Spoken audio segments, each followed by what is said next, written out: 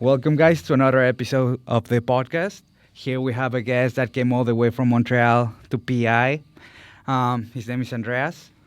Hello, guys. Nice to meet you. Thank you for coming, man. Well, this is just a small conversation about. It's an interview to you, you know. Who's Andreas? Okay, where do I start? I think Andreas comes from my early experiences in terms of going to clubs and parties and like back in the days I come from Playa del Carmen in Mexico, so back in the days we had this big festival, the BPM festival. We come from the same place. Yeah. So and we have kind of like the same schooling because of that. Yeah. So basically that was my foundation and my experience in terms of like electronic music and a little bit of like raving, experiences where you get to see a lot of real people passionate about electronic music and how would they just like enjoy a party without any of issue of harassment or it's like everybody is the same, everybody just loves to dance the electronic music and have a good time. So those were like my first experiences going to these clubs. When did you start going out? I was roughly 17, 18, 16. Like I used to go like early to clubs and try to get in, and sometimes get rejected, or they wouldn't let you in because being too young. But sometimes you made it. But it was different type of clubs. It's not like the same type of music or environment. You like whenever you say clubs and you start to try to go out in Playa, you mean like the Fifth Avenue, 12, or kind of like the Blue Parrot, or? Yes, it was mostly the 12, but like La 12, like all the way down. Mm-hmm. We had Blue Parrot, Cocomaya, Mezcalina, like they're all right there in La the same Santa. street. And then La Santa was at the same street, like higher up, like closer to the 10.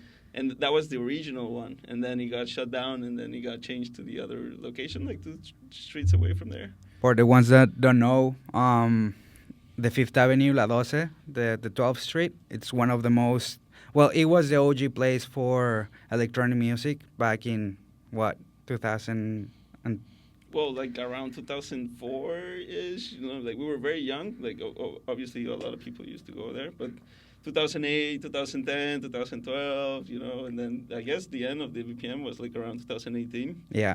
Yeah. I have some friends that from PI that they were at the same, like whenever that happened at the BPM. Crazy story. But so what's your Andreas RZ or RZ? And technically in Spanish it's Andreas RZ, but I might change it though to Andreas Reza because I think it's easier for people to connect and to like have it's my name. Right? Yeah. So I think it's a good idea to kind of like maybe try it and see how. Did you ever try to have a nickname? Yeah, I've had some ideas. I've had in the past. I'm kind of shy to do something, but I think one of the projects that I wanted to develop, it was kind of like shamanic house or like organic house back in the days when Monolink and Satori and all this Bedouin, they were like creating this new style music, like very Tulum-ish. So, like Acid Pauli. Yeah, exactly. So the name that I came up with was like Naked Bear. It was like I've always been in love with bears. It's my favorite animal, I guess. And I don't know. I just came up with a weird ass name that would make sense. Yeah. In a way, And I did a couple of songs of that, but I never actually release them. Yeah, no, not even like back in the days when I was just releasing for testing and trying shit out, So, how do you transition from being a raver to starting to DJ? What was the transition? Like you were in a party and you were like, oh, this is cool, or like just you started with friends? What was the start of everything? When I started DJing, or the transition started when I was living in a house with 4 different people. Like it was a big house. Everybody had their own room and like 2 bathrooms. And one of them had a DJ booth. And it was the CDJ 200s. and Numark, the DJ mixer, like two Mhm. channels, super cheesy, just the three knobs. That's And it. that's it. Yeah. So yeah, basically he used to, like when we used to clean the house and shit. Like he would play, and it was entertaining, because I was into the music and Yeah. dancing and shit. So just one day he basically told me like, "Yo, if you ever want to learn, like don't be shy." Yeah. Like, really? Like, yeah, man. Like, it's amazing how sometimes you think people might keep it to themselves, right? Yeah. But honestly, that welcoming from my friend made me being the same way. Yeah. Like up to date, like today, I always share. Uh, so yeah, that's what made me go into DJ. So I started playing there at my house while we were doing cleanups and shit, and he was like, "You're always gonna make mistakes, so do it here. Nobody's watching. Yeah. Don't be shy, Because at the beginning it's like, oh shit, man, you make it look like super easy, and then you try it and it's not easy, yeah. So it's A lot of kinda- practice. It's a lot of practice, but that's what got me into it. And there in the house, I just practiced with his CDs that Oh, I didn't not even USB. yeah, the CD 800s, it was just CDs. Also, like, it wasn't even my music, what Yeah. I mean? So when you don't know someone's music and you're just playing, like, at the beginning, it's chaotic, Yeah. right? But then after some point, you start to pick up and, learn and practice. The more hours you put into it, the better you become Yeah. at it. So, yeah, that's That- how I started. And then I guess it was just after playing a couple of times in a couple of venues in Mexico, that's when I wanted to transition then into production. So that's like, I guess, like kind of like the next question. And then yeah, well, first let's go first to your career. So do you think that DJing and music influenced you first to become a sound engineer, or you were a sound engineer first and then transition to DJ because on music? Okay, no, I think the sound engineering part came after production, actually. Oh, so it was DJ production and then you were like sound engineer, or Yeah. then you went to school for Because that. I always been like not super tech savvy, but a little tech savvy. You know what I mean? Mhm. So I've always been into computers and technology and shit. So when I started learning DJing, I was interested in like how to plug the DJ gear Yeah. and like try to have like a nice, decent sound quality. Yeah. So that got me a little bit into it, but I was very bad at it. And I never did. I did a couple of musical instruments when I was younger, but honestly, in music, I was like very lost. I was kind of like tone deaf. So Yeah. it took me a really long time to learn and to get like more into a musical producer, more like head. So Okay. yeah, kind of lost my thought in there. My train of thought. Anyway, so then you transitioned to producing, right? So what was your influence, or where do you got like inspiration from, like to start making music? Music, I try to take a little bit of everything, like a little bit of experiences in life, a little bit the your surroundings, Yeah. situations that happens to you in life. Sometimes it's just about love. Sometimes it's just about grooveness, Yeah. Sometimes it's about sharing a message, right? 'Cause that most of the times I try to accomplish that with like the vocals, Yeah. right? It's like the beat has the melody and has the groove, and it will take you to a place, but the melody then comes in, or the vocals, and they bring the message that I really want to deliver. Yeah. It's kind of easier with sampling or maybe creating your own with a microphone or collaborating with someone like Yeah. you did recently with Morning Sax. Yeah. Yeah. Yeah, with the girl. Like, I mean, have you ever done? Yeah, like you done a lot of collaborations with vocalists and stuff, or? Some I did not so long ago with this girl Kate McGill for Mhm. my EP that came out a little bit before the one we released on Yeah. Guest List. Yeah, and it's nice. It's good. It's a different aspect, Yeah, but I feel once that you start, like I was listening a podcast today about with Choose, and he's like, man, like every person that I sign to stereo, I don't like they don't need to use samples. Like it's so easy just to get a vocalist or a singer just from your CD and be like, hey, like I have this track and you help me create something, and that way it's more original. it has like a better, like a more depth into the music, right? Yes, So I think you know what I think. Also, it's important to have the other artists not just to be told what to do and like I have these lyrics. I just want you to interpret, right? hmm And I want you to interpret it this way, because in the music industry, like a higher level, that's kind of how it works. So I think it's better when you give the singer or whoever you're collaborating the with idea a little bit and of delivery, yeah, from the creative process, from them to like come up with something like this is the song, this is the bass, and like yeah. propose something. That's it. And sometimes very good stuff comes from that instead of like telling people like I want you to sing this. Yeah. Yeah.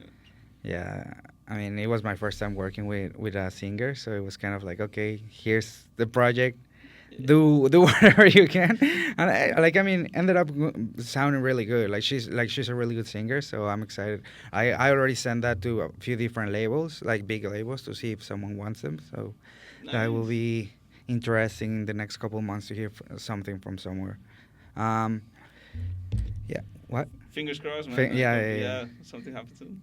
So you start. When was your first release, official release? Oh my god, that's a very good question. I think around August, 2021. I don't remember exactly the month or the date, During COVID but or a little bit after COVID? well, it was a little bit after. It was a little bit before I came to Canada. I was already in Mexico, but yeah, it was.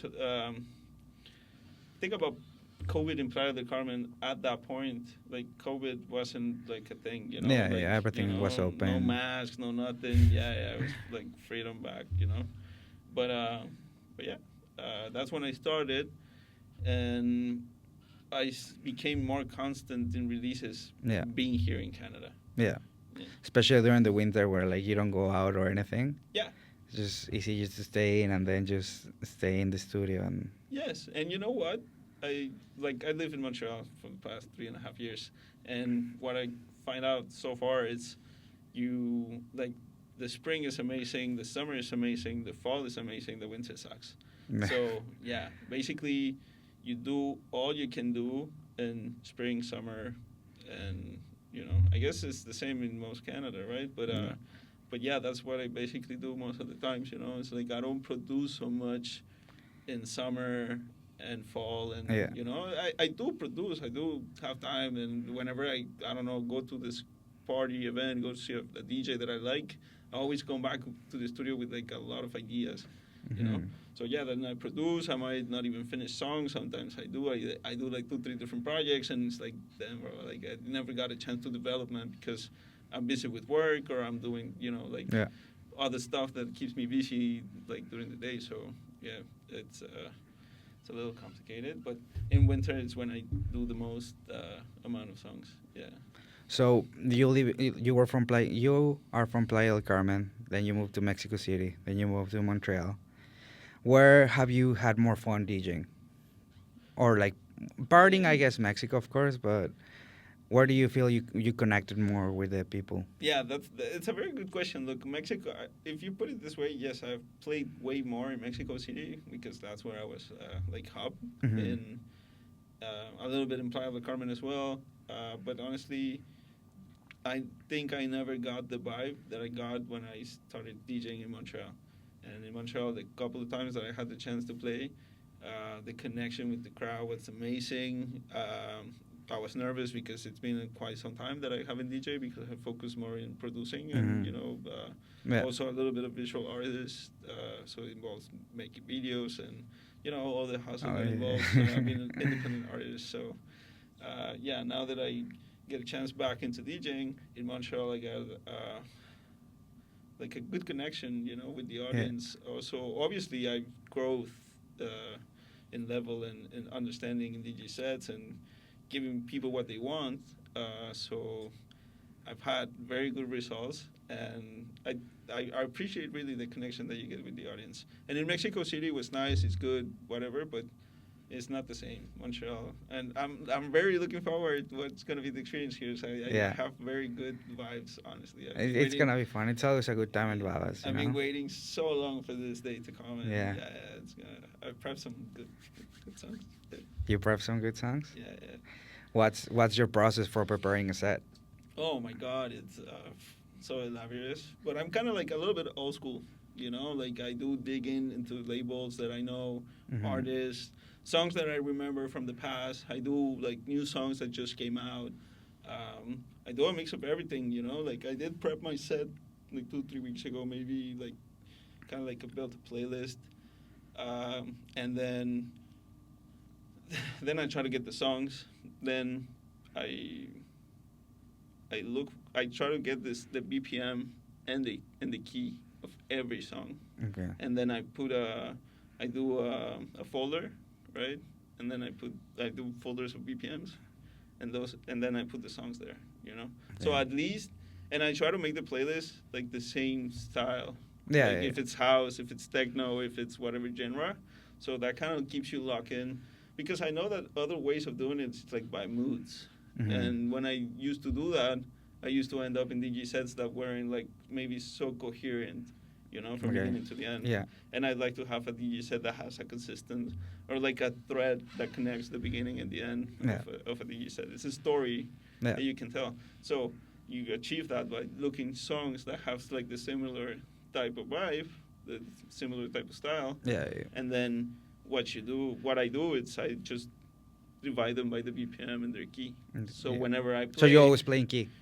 no, not always. It's a good attribute. It's a good, you know, Yeah, it's a good good thing, tool, but it's not necessary all the time. If for some reason you're there, you drop in the bass of the new song and you feel it's like, oh yeah, this song maybe is not in the right key for this transition. But honestly, like you can still keep going. And no one's gonna notice. Yeah, like, we're our best judge, right? Like shit, this doesn't work, you know. And it's like, bro, like nobody Yeah. noticed, bro. You know, just Yeah. enjoy. Which one was your most recent gig in Montreal? That's a great question. Can't remember. I've been very busy with work, so I haven't been booking myself so much. Yeah. But Do you usually play your stuff whenever you play, or yeah, I try it sometimes. I think you have to. It's a necessary. yeah, to see It's if a it nec- works or not? Yeah, especially if you do the mixing, if you do mastering, if you really want to try how it sounds, how it translates with a subwoofer and the tops. Like at least me in my studio, I bought myself a subwoofer because it was kind of necessary. Yeah. And now that I know how to calibrate sound systems a bit, you know, I'm not the best, I'm not the expert, but I know something. So that kind of put me in a place where I know that my room sounds consistent. Do you have the little wand to put that you put in the middle, and then you can calibrate all your monitors and stuff? Yeah, well, I don't technically have it, but we have it in the company that I work with. So I kind of told my boss, like, Yeah. yo, I want to rent it, so because I want to calibrate my sound system, I got it up, and you got to pair it with your tops. So Yeah. so there's a process that you have to do to have a really good relationship between the both and whatever is happening in your room. So. And he told me, like, no, like, rent it. It's like, you can take it, you know, like, just make a contract and whatever and just put discount 100%. Like, okay, nice. But, yeah, I took it home. I did it. I played around, like, all evening. I got the best results that I could have, I guess, because I was tweaking and playing. Do you feel there's a big difference from? Oh, my God, Jesus, yeah. I was able to find a software that you can put, like, a lot of changes of EQ and don't remember if delay you can add as well, but it will let you bypass it, you know, so you can hear like the before and after, and it's like, whoa, wait, you know, I think it was correct, you know, and you realize it's always been wrong, and that will make you cause errors in mixing, mistakes, you know, when mixing, and the decisions you make. So yeah, I think it's important. So you start producing, and then how do you ended up getting involved into like engineering? Engineering. Well, when I was in Mexico City, I was in Playa del Carmen. I was being a DJ, so whenever I wanted to produce, I would go to friends and stuff, and someone told me, oh, you should go to Mexico City. I went to Mexico City, and I did a 2.5 years course of like, electronic music production, Mm-hmm. which I learned like everything you need to know about. So after that, a friend of mine was already working for an AV company, Mm-hmm. so he hooked me up. You know, after graduation, a month later, I had a job. Yeah. At a club, one of the most important clubs of electronic music in Mexico City, because What's the name? Club Rhodesia. Mm-hmm. Yeah, and it got after 8 years, they shut it down, and then they rebuilt, and they did Bar Oriente. Mm-hmm. Yeah, they remodeled. So yeah, I also was the sound engineer when it opened, Bar Oriente, Mm-hmm. and then in the meantime, while it was in renovation, that took like around six months or 1 year, I think. I was the sound operator of Mono Club Social, which was another club owned by the same company. Yeah. It was a big group called. It was named Sicario back in those days, but now it's Grupo Eco, Mm-hmm. and they own several venues like Auditorio Blackberry, and back in the days they had Galera, like a massive venue where they used to do concerts. They had Rhodesia, they had Mono, they had Sala Puebla, where it was like a concert hall. Yeah. They had like a lot of venues. Also, they had restaurants. They had like bars. So yeah, basically, one of that group had venues, had a company for architecture, had a company for AV, had a company for like catering service and stuff. So basically, they had everything, and they used to do festivals as well, like Mm-hmm. Festival Ceremonia, and I don't remember what other ones, but they used to do a lot of festivals as well. So we, as an AV company, used to provide all the AV needs for them. Yeah. You know, for the festivals, for the concerts, and then for the clubs, Yeah. the nightclubs that me and my friend that got me the job, we Yeah. both were the operators. He was the operator of Mono, and I was the operator of Rhodesia. And then when Rhodesia shut down, they moved him up to the agency. With the agencies where they do events like for corporate events like weddings, conferences, or they do a concert, a party, Yeah. Christmas party for different big major companies. So yeah, it's always fun. But I was jumping back and forth between clubs, and I got a little bit of experience in bigger venues as well, like concert halls. So yeah, that's what really pushed me into sound engineering more. But then after working at that company 3 years, then I went back to Playa del Carmen actually, and I worked for 2 years in a theater as well, doing sound. Okay. So that leveled me up as well as an operator, having more confidence with digital boards and running shows. Sorry. And then when I came here to Montreal, I was going to school, and I had a part-time work permit. So I was freelancing with AV companies. I Google everywhere, you know, AV rental, and it's like all they have the contact section. It's just, hey, I'm not a client. I'm an AV tech. I'm looking for a gig. Blah blah blah. Blah, blah. I got experience, and that got me a lot of gigs. You know, Montreal was coming back from the COVID, and the event industry got hit quite significantly in the COVID. It was one of the worst, the industries that took it the worst. So when they come back, a lot of people that was in higher positions in the industry, they were gone because they went to other companies working kind of like a remote job, home office, right? So imagine you always worked as a rigger, or as a sound engineer, or as a production manager, DT technical director, and you're busting your ass, and it's like you work 24/7. It's long days, long hours. It's kind of hard. It's a lot, but there's good money behind it, so that's why people do it. But once after COVID, you find a job that you can be at home, closer to your family, your kids, and you're making the same amount of money or maybe even more. Why would you come back, right? So they lost a lot of people, and that opened up the opportunity for new people and like old people as well to level up. And if everybody levels up, there's always an opening. Yeah. You know? So and then that's where you start. So yeah, a lot of people know me in the industry, even because I'm the guy that didn't speak French, and now I do, you know. And even if they know me directly or indirectly, they've heard of me because I have experience and I'm a good tech, you know. How do you find the music scene in Montreal? Do you think it's hard to enter? Do you think everyone's friendly, or if you don't speak French or not? I think it's like very wide variety, you know. Then I think it's like everywhere in the world, you know. Like there's music scenes and independent scene, and you know maybe more fancy.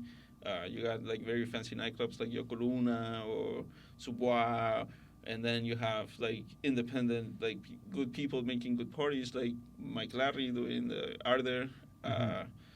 Octave, which is like more inclined into techno Hard and techno. yeah, exactly. What else? Then you have I don't know like Multicolor that makes Picnic and Igloo Fest. Right, Yeah. it's a different approach, a different type of party, but they're good parties. In the Yeah. end, like this year, I went to see Mochak and who else? Peggy Goo because a friend of mine had an extra ticket, Hmm. um, and Hernan Catania, which is like yeah, Yeah. yeah, big fan. Yeah. Who was your favorite one? Hernan, Hernan? Hernan Catania, yeah. But Mochak as well. It was a very interesting set because I didn't used to hear or listen to his music so much, and I just went without knowing what to expect, Hmm. and he delivered a great show. He knows how Yeah. to DJ. Yeah. He knows how to DJ. He knows how to have a good time. He knows how to handle the crowd, and he kind of just plays his songs, you know, Yeah. and they sound like rough, you know. They sound like grungy, like old vinyl house Yeah. bangers, you know. Yeah. He's a really good producer too. Yeah, So it's I it's think I insane. saw him twice this year. One in Brazil and then one in Toronto. In Yeah, Brazil, like he said, in Brazil it was really fun. It was him, Seth Rolex, and Chloe okay. Colette, uh, the girl, one girl. Yeah. She's really famous. Well, he's Brazilian, right? Yeah. Yeah. Well, when you're in home, you Yeah, it definitely was gotta for the deliver carnival. a It was for the Brazilian. carnival.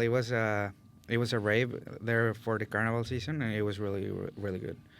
Um, so you find, well, as you said, it depends. You have many different options of variety to enter the scene there, Yes. but yeah, that's Well, touching a little bit if it's hard or if it's easy to get in, I think it's a little bit of everything.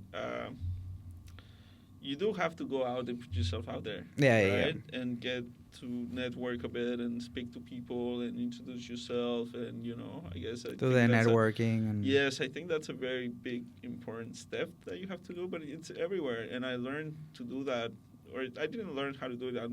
I'm not the best at doing it, but I know what it needs and takes to yeah, do it, right? yeah. So it's in Mexico City it was like that. So when I show up to Montreal, it's like, yeah, it makes sense. It's kind of like It's the same thing. you know. And then probably New York City as well, and like everyone in the world is probably works the same way because even if you're famous in your own city or whatever, then you jump into a different city in a different country or whatever, nobody knows you. You know, Yeah. for them you're new. But if you have like maybe a little fan base and you have some content that you can And start prove, expanding yourself, you know. yeah, you know, they might give you a little bit more possibility to get booked or to play at an event or whatever. But at the beginning, it's always hard. But I think once you cross when you get the foot over the door, like through the door, Hmm. um, I think after that everything becomes a little bit easier. You know, it's Yeah. like you know, It's like uh, conquering, like Napoleon. Go town by town, and then yeah, later. striking every single option you can get. Yeah. Yeah, you start conquering every city, and then you have the whole country, and then you're out. Yeah. You become international artist. Yeah. Um, well, how do you keep your sets fresh and like not too, how can I say it? Like repetitive songs and Yeah, sets. exactly. Oh, that's a good one. But honestly, I do. Since I don't play so much, I have the time and I take the time to prep a set. Hmm. So I do try not to play the same songs in every Yeah, set. but there's some songs that But you're every like, here and there, yeah, exactly, of course, because you know they're good for the dance floor. You Yeah, know, yeah, yeah, and yeah. there's good output coming from them. Yeah. So yeah, every here and there I do throw in every single. But I really try to make new playlists, and then in the USB I'll include the other sets that I have. Yeah. In case if I say, okay, I think in this moment in this party I can put a song from Yeah, this you can. previous set. Yeah, exactly. That I Yeah. played. So yeah. Yeah, that's the way sometimes I do it. For example, like n- nowadays, like the way I create a set is like, okay, I put all my playlists. I put my playlist. Like I said, like, okay, I think the night is gonna go this way, so I put all the songs that I can play that day, that night. But I have my four songs that like I really want to play, so I order them in the time that I think it will be. I want to play them, so 20 minutes into the set, then 30 minutes, and or like I do 20s, right? So every 20 minutes, I like, okay, this song can go here, and then the other 20 minutes, this song can go here, and then the other 20 minutes, this song can go here, and then I start creating the set, kind of creating the line in my head, but just like You got room to play, kind of. yeah, exactly. Like this point needs to take me to this point, so how am I gonna get to there? And How that about bridge it? Yeah. exactly, and that's where I improvise, and then you have like all this thing going into your head. But that's the way I've done it like lately. But yeah, it's the same. Just I have my songs that I always like to play. Yeah. It's kind of like since I'm just starting to produce, it's kind of like your signature sound where like you have like few songs that like, oh, this guy always plays this song, like. Yeah. I think it's part of your identity as a Yeah. DJ, right? Yeah. And it's never gonna be the same because Yeah. like time passes by and it's like I already played that song like 5, 6, 7 times. It's like it's like time to change it. And Yeah. you find new ones. And you find new ones that are similar, but like a new one, or so. Yeah. I love Marco Liz. You know who Marco Liz is? It rings a bell. He's a Spanish producer. I think he's a Spanish producer, but he always play. Do you know the? I think I show you the song. It's called I forgot the name of the song, but I have it on top of my head. Change. The story continues. The story continues. Sax, like he has like a lot of tracks with sax, and like, I love playing the sax. Yeah, I think I It's just like I always have like at least one song by him in my set, because it's just that kind of like signature sound that. Yeah, and that's kind of like the sound that you connect with and that you want to transmit Yeah. to a new crowd actually that might not even know you. It's like they will always remember you for those for the sax or signature yeah. sounds. Yeah. So, do you have anything else coming out like recently?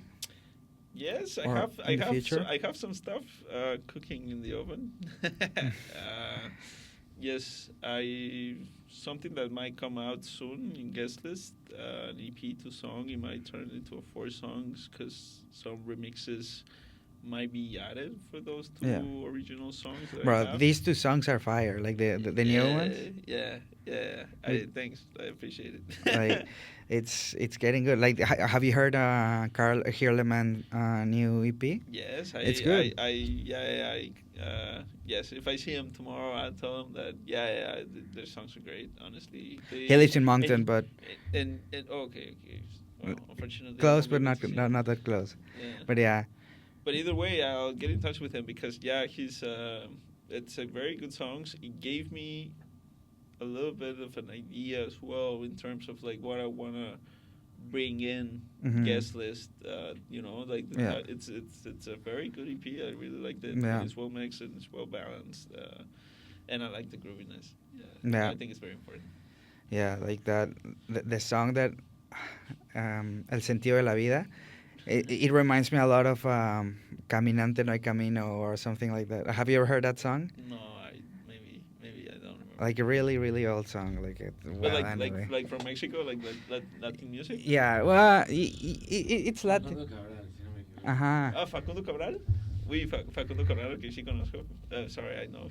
I speak Spanish. Yes. I'm actually. It's interesting that you mentioned that because 2 days ago or last night I was thinking about sampling Facundo Cabral for it. No. Yeah. That's funny. Yeah. Yes. What else? So, you have an EP coming. Probably that's gonna be released, December around January, end of January, because I have another guy in December, then another guy Like we can move stuff. Like I'm like now I have a lot of stuff that we can make releases every 3 weeks just to Yeah, like you got content yeah, ahead. exactly. So and the more that we put in, it's just the better. Like I I, think I want to give that's them a space. Like I think 3 weeks is enough time to kind of like space out the tracks. yeah, for sure. Especially if you want to do like social media campaigns, Yeah, right? For pre, during, and post release. yeah, Yeah. yeah. That's the plan. But what can we expect from you tonight? Well, sorry, tomorrow, Tomorrow, Saturday. well, I don't want to spoil a bit, Oh, but they're I will, gonna see yeah, but this. oh, sure. So it's a very energetic set. It all depends how you hand me over, Yeah, but yeah, I've prepped. I have like 4 hours for a 2 hour set. yeah. So 4 hours of music. So I, depending of the vibe of the room and how you like, how are you playing right before you give you Yeah, like you like take over. It's gonna depend. Is gonna that is gonna dictate how am I gonna start my set, yeah. which I've been practicing 3 different tracks. So I got 3 different options. Three different. Yeah, So it's a little bit of a surprise, and we'll see how it goes, depending on all this context. But either way, it's gonna be fun. it's the same songs but rearranged in a different way. So in the Yeah, end, it's gonna be fun. yeah, It's yeah, gonna yeah. be jumpy, good bangers. There's some old songs, some new songs, some just some surprises. Surprises, yes. Yeah. Uh, which DJs do you look like get your inspiration from or look up to? Wow. There's so many, honestly. There's a lot of Top three. producers. So, but if you have to narrow it down, wow, top three, fuck.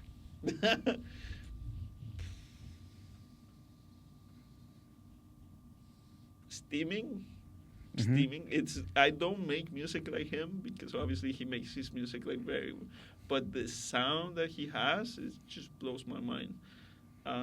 Max Cooper, it's another one. It's very experimental. He has some like good minimal, some techno-ish, with like some weird experimental sounds.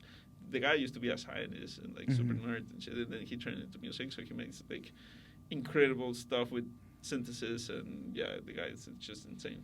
So that I would say that's like one of my inspirations as well, and more tech housey, I would say. There's so many. Well, let's just narrow it down with Marco Carola, right? Because I Yeah. already did a song that tribute to him. What are your thoughts about his latest release with Save It Records? Yeah, I think I saw it, but I haven't had the chance to hear it. But I think I saw that. Yeah. After a long time of not It was producing, 10 he released. years. Yeah, he released a new song. Eh? Well, 10 years, I think, yeah. Like 10. I saw that it was his first release. Yeah, in a long This year, time. he had two releases. One with Capriati, and then one with Saber Records. But yeah, um, so yeah, Marco Caral, of course. Yeah, well, you know, El I have. jefe. Yeah, el duro, siempre duro. Yeah, no, he's a badass, bro. You know, like I had the chance to see him in the BPM in Playa del Carmen, 2012, 13. Can't remember exactly the year, but it was all night. Music on was just starting. I think he didn't had it before. Hmm. It was the very beginnings of his event series, Music On, and wow, it was really great vibe. People was amazing, and like Playa del Carmen was a very small town, so they brought in a good massive sound system. Uh, it was a dream. It was a Yeah. dream come true. And when we got there early, and he was already playing, and we left after 8 hours of dancing like crazy nonstop, and he was still playing. You know, the guy is just wild. I don't know Yeah. how he does it. Like the bathroom, you know, like there's a math of there's a science, there's tricks about marathonic sets, Yeah. right? Yeah. 12-hour sets, 8-hour sets. It's like, bro, you don't eat, you don't Yeah. like you cannot drink a lot because then you got to go to the bathroom, and most of the times it's not close from the DJ booth, Yeah. right? Yeah, it's crazy. Yeah. So that's why big respect for Marco. What has been your favorite performance? My biggest performance? No, that you've seen. Oh my God, that I've seen. Max Cooper has got to be one of them, Mexico City, and then I saw him in Montreal as well 2 years ago, or three. Who else? Uh, Hernan Catania was very good. In Montreal? Yeah, Deep Dish. Mhm. Went to see him in stereo. You guys went to see it? Huh? Yeah. My cousin was he went to visit me, and yeah, we went. What else? Adriatic in Sabnatulum in this year, January I went, and yeah, I kind of stopped being a little bit of a fan of them after I had an experience working with them in Mexico Mhm. City, and then they kind of gained my love back when I went to Tulum. I didn't know what to expect, and it was a magical experience. I've always been a little bit against of what like Sabna Tulum was becoming, and Mhm. but I had one of the best experiences I've had in my life. One of the best parties I had in my life. It was Sabna and Adriatic for their event series X. Yeah. X is forever, and yeah, bro, that was That was a good party. what a show, bro. Yeah. Yeah. Who else? There's a couple of artists that I've seen like live. Matthew Johnson. Because I also lean into lives, Yeah. live sets as well. For me, has a very special place. In You my work at heart. Mutec?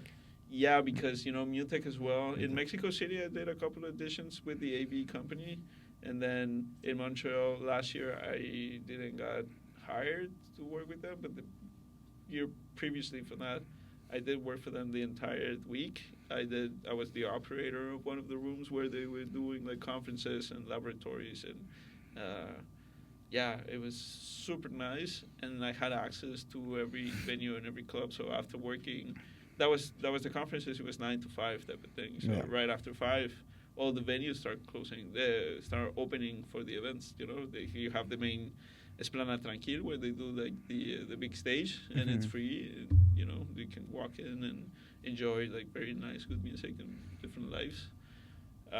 Actually, this year I went to see Kevin Sanderson, so because it's Yeah. one of the creators of house, yeah. And then you like all the events they do, they're all in the nearby area, so you just jump in from one venue to the other. So I think that's just That's brilliant. cool. It's very creative, yeah, as a festival. A I couple think it's very convenient. a couple from PI play over there in Mutec. Oh yeah. Yeah, their name is Lifkit. Live Kid. Okay. Really Oh, good. I think you did mention me. Yeah, Yeah. they're really good. Yeah. Really. They play live sometimes and yeah, they're Yes, really good. I think that's why I was trying to say the live set has a different room because it's more creative. You can improvise. There's a lot of that you can play with. Have you ever tried? Yeah. When I went to school, I had the course, and I had to present like a 15-minute performance. Like that was the first time, and then like playing with friends in house or like house parties. That I had something prep, and I used to like fuck around with. Mhm. Yeah, so I had some, but never like in a big event. I actually thought of doing like some hybrid DJ live set Mhm. for my presentation tomorrow, but then I thought about it and I was like, no. It really takes a lot of time prepping Yeah. in order to have something very solid, and that sounds good actually because you're competing with someone that is like if you play a live set, it has to be On and point. it has to be it's not mastered yet, right? And then someone before you is playing with CDJs with master tracks, which is loud as fuck. So your live set is probably not going to be as loud. So good thing that I did Mutec last year. I had what's it's just like a laboratory, they call it that way. So Mhm. he goes and he brings all his gear, and he shows you how he does his live set, and how does he achieves that That loudness. Yeah, the loudness, so you don't have that issue when someone after you or before you is playing with CDJs. Um, so yeah, that's just, this is very interesting. It's a lot of stuff to Technical. consider. Yeah, when you build a live set, so I cannot just like 3 weeks and have something ready for Yeah. playing here. But I definitely will do it at some point. I Yeah, wanna, yeah. I mean, you can just start at your house and then just try it, and then once that you master that, yeah, you know what? It involves us as well buying gear. Like maybe yeah, another controller, buying a bigger sound card. a I drum, wanna a drum yes, machine. exactly. Or maybe actually I want to start like actually playing drums and play or learning how to play bass and incorporate that into my sets. Yeah. It's kind of different. You just need like a like a pad type of thing to just launch your sequences, your sound card with your guitar, a mixer, whatever you And build, then, leverage everything, and then you start build it up from there. They buy a couple of cents. I don't know. what's your favorite So it's equipment all to about play? investing. Sorry. What's your favorite equipment to use whenever you play? As a live set? Oh my god. As DJ. Yeah. Well, for DJing, I like Pioneer's the standard, But once I tried Denon, and they were pretty good as well. Oh, really? The SE 3000, something like that. I think it's like the competition for the 3000s from Pioneer. And yeah, they're rock solid, but Pioneer is the standard, Yeah. and I've been always playing with them. When I started DJing, I did the 200, so that was like the old school, bro. Like Yeah. it's different than using 2000s or 3000s or whatever. So when I started playing with 2000, it was like, wow, man, this is smooth. This is easy, bro. You couldn't even see the waveform, but yeah. Yeah. And now with the 3000s, You like can do it, in the okay. company where I work, it's like, bro, you don't even need to process your songs in record box anymore. You just load your songs and you see the waveform and everything. It's like, wow, how convenient this technology. Yeah. It's amazing, and also they're more sensitive. So I think like adjusting with the jog wheel as well, it's a little bit easier or more tighter. Yeah. Yeah, but it's normal. Do you have any funny experiences that ever happened to you performing? Oh yeah, many, many. What's the one that comes And to I think the mind? trick is like, how do you react to it? How do you respond to it? No, I think by trying to move in the mixer, you got disconnected and music, like the mixer got turned off. It shut off. So it's like, well, okay, Yeah. that has happened quite sometimes. Yeah. What else? The emergency loop, right? Oh, I For some hate reason, it that, just yeah. stops reading the songs and it's just oh. That emergency happened loop. to me. Many times, bro. It happens a lot. It's gotta be with firmware issues or just USBs. The USB that, issue Yeah, you know what I is do? corrupted. Yeah, exactly. You know what I do? I always format my USBs before loading the music in, so that kind of gives a refresh of everything in the container, in the packets that contain, so the programming and stuff about the USB. So that always gives you, like, you plug into a CDJ and it will read it right away and it won't give you issues, bugs, or that might cause an emergency loop. Yeah. What else? That one side stops sounding. You lose left the PA. It's like, what? Wait, what? You check your cables. It's like everything's okay. What? Oh, the balance? No, it's not even. It's a 12. But, you can't explain. Yeah. So I learned that that's why you don't clip, right? Yeah. So when you clip, physically what you do in the mixer is you're sending heat, you're sending voltage through the 3 pins of the XLR. So what happens is you can melt the internal components by sending way too much sound. It's too much hot. So it actually heats up and can, it actually melts the components. So I think that's one time. That's why we lost and in the end, it's the output of the mixer. So you can't just like, oh yeah, I'll plug another cable. It's like, no, it's gone, bro. Or you can burn the speaker. Yeah. Yeah. Do you have any advice for anyone that just wants to start, or any advice for DJs, producers? What would you say for them to help them improve in any aspect? Well, first of all, if you really want to do it, go for it, right? Yeah. And don't let anything get in your way. Maybe it sounds a little bit of shark mentality, but what I'm trying to say is, if it's your dream, chase it. Yeah. And there's always gonna be things that will try to stop you, or and those are the challenges that you need to say, yeah, fuck it, go for it. It's not easy, but as anything in life, if you're consistent, it will give back. Yeah. Eventually, kind of like hard work pays off.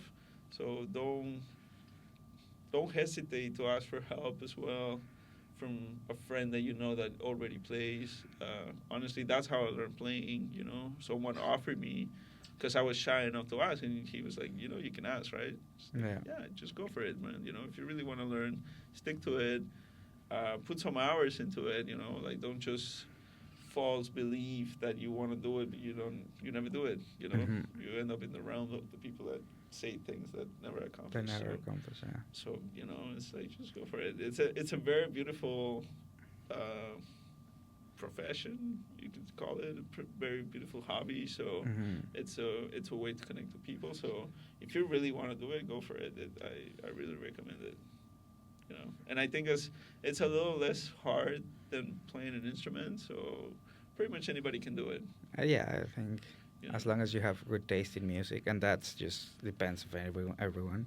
Yeah, it's subjective. Subjective, and having someone that teaches you like a very good base, a very good foundation, and from there also you have to build your own, right? Yeah. But yeah, I think it's important that at least a good base is set into that first person that teaches you or whatever, because then there's a big spectrum between what's a good DJ and what's a bad DJ. I don't want to get into like a lot into that, but I think it's you're there to give a party and to make people enjoy it. That's it.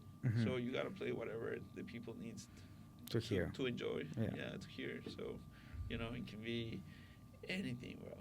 So yeah. If you master that, then you're good. And as you said, music selection. Yeah, the music's. I think that's the.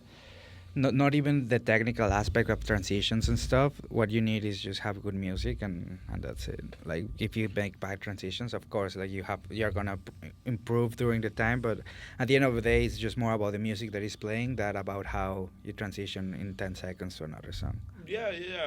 Recently, I was looking at a video, and it's like, bro, like, we're not playing instruments, we're playing DJ gear.